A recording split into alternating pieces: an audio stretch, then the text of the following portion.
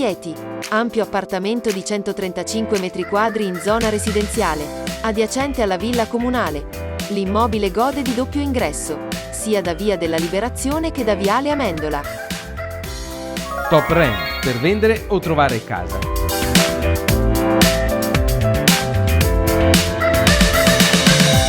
Questo appartamento è composto da un ampio ingresso, un salone doppio, la cucina abitabile, ben 3 camere da letto, un bagno, con la possibilità di creare il secondo, un comodo ripostiglio e un lungo balcone ad angolo, di 27 metri quadrati.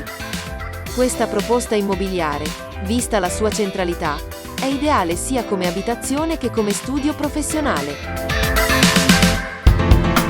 Per vendere o comprare casa, affidati ai migliori professionisti del settore.